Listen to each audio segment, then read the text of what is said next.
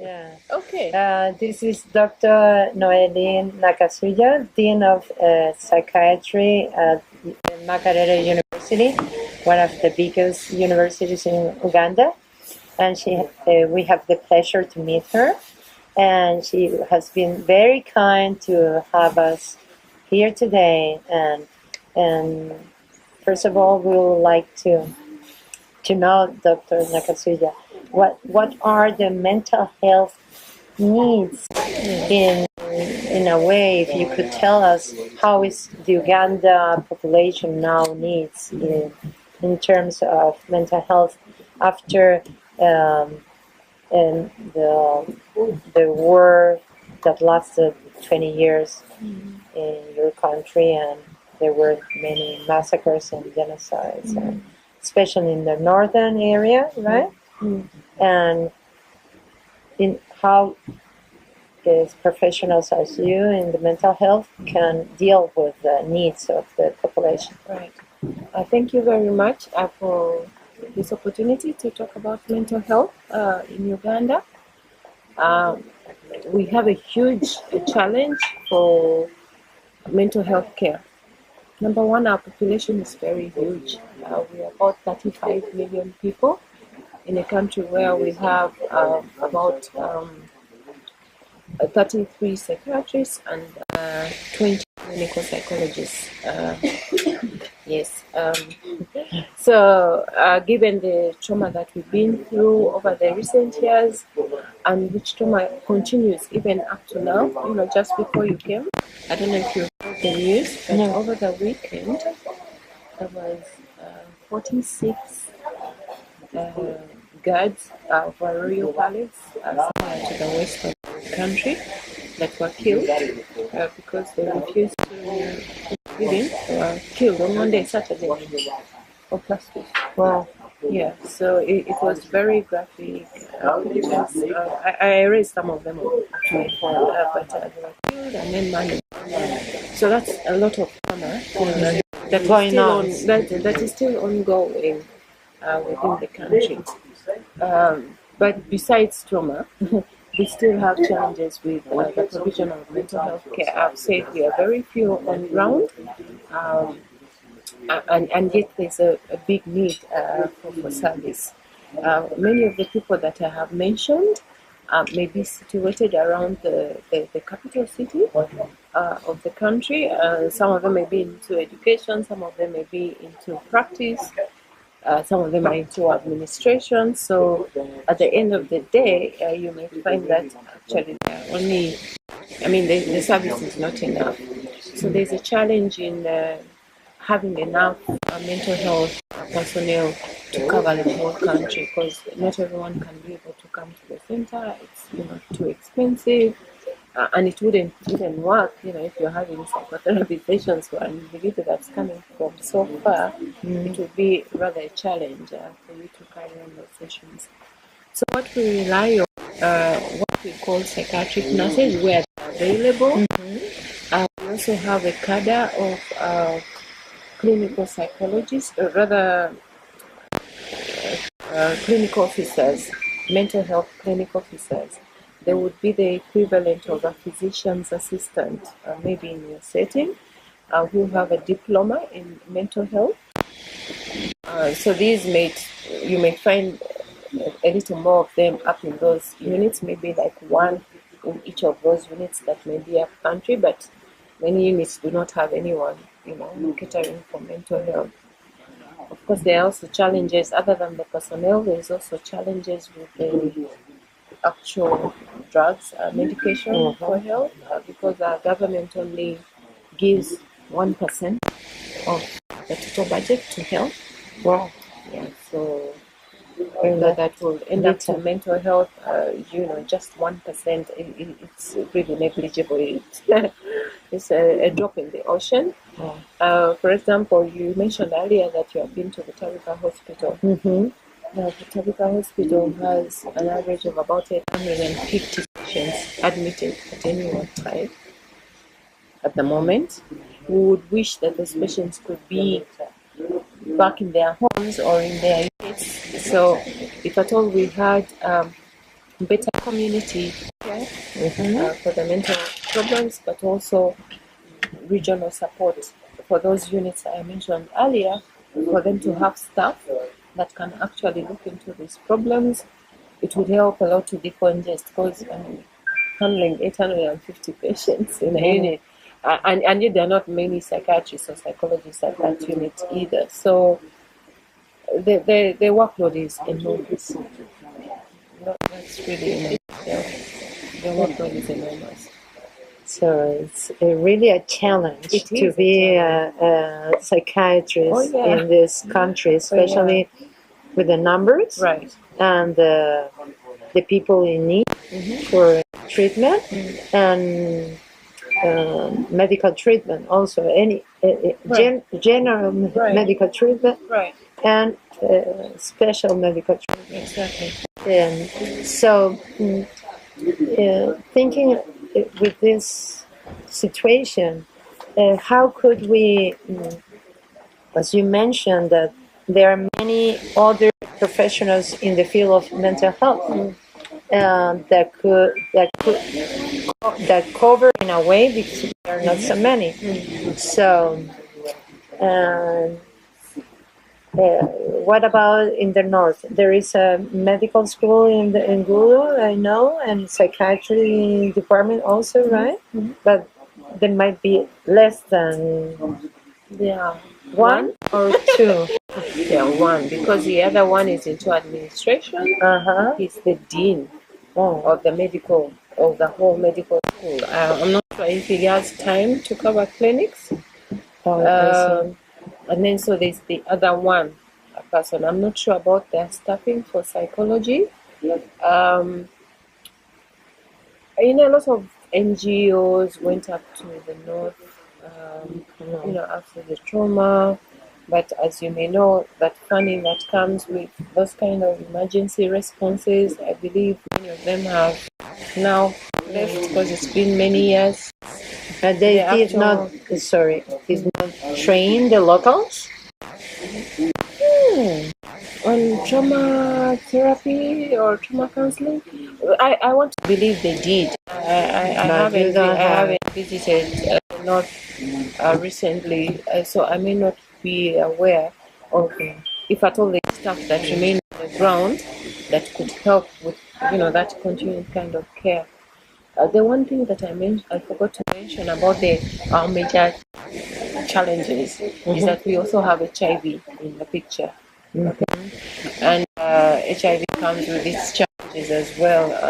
Depression, maybe 2 times or 3 times more in patients that have, the HIV than the ordinary population. So there is also that group to cater for. Right now, one of my staff has a project that is being carried on across Tasso clinics, even though the work originated from working with HIV patients in northern Uganda, because it's they kind of have a double trauma to their situation, where they just do psychotherapy support. But they use the locals, so they train locals to also be able to carry out this kind of intervention for the group. Okay, I'm thinking about so how could be this training how did I say efficient for a country in these conditions? Like if we have this resource that will be coming maybe in the 1-2 years, and so the one thing that when I'm listening to you, that you do research, of course we do research also in Spain, especially with this kind of psychotherapy.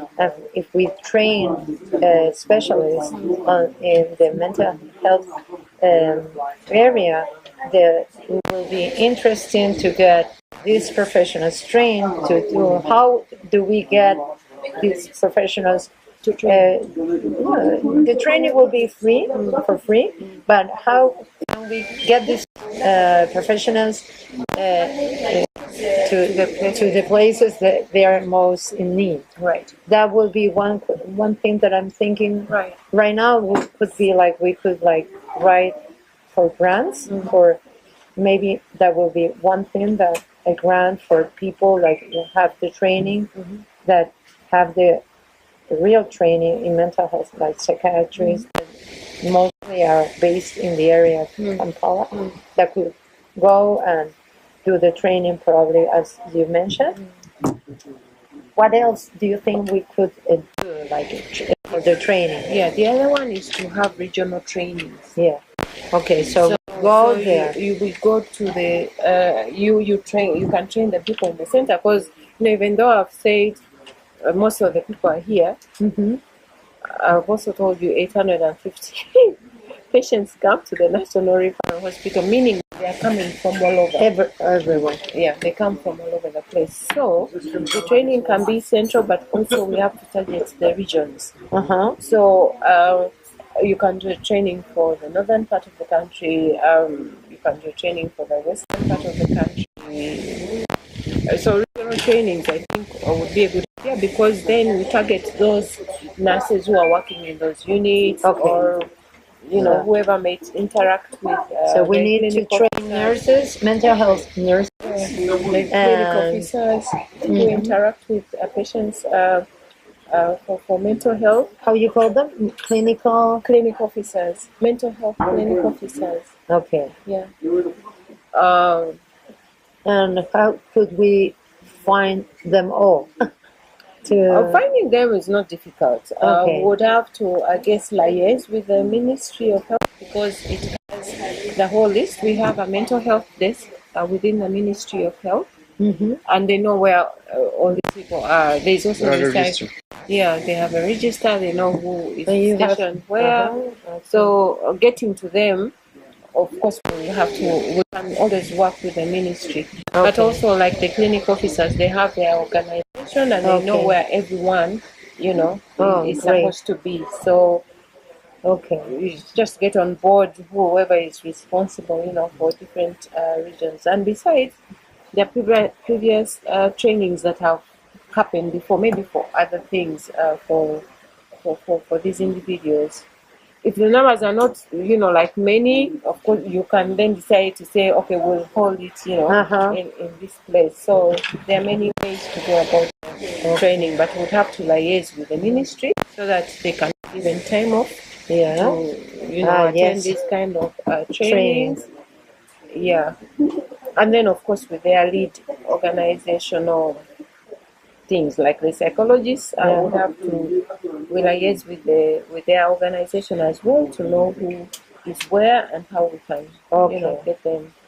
So you said it will be possible it's to feasible. do? No, training here is always very feasible. Okay. Yeah, it's always feasible to train. Of course, you have to do a lot of background preparation in knowing who will come, setting dates, and things like that. But it's very possible. At the center here, so I don't know how long this training takes, but I already told you I have students. This training will be like, it has 2 levels and many other, so it's divided in different levels and special units. So one level will be like 3 days, and then level 2 another 3 days, and then between level 1 and 2 they give supervision. So the idea is people apply what they have studied. And how's in the psychiatry, the mental health community, including yourself and of course these professionals, how much are they open for this new type of therapies? I mean, this new focus. I don't think we have any restrictions on that.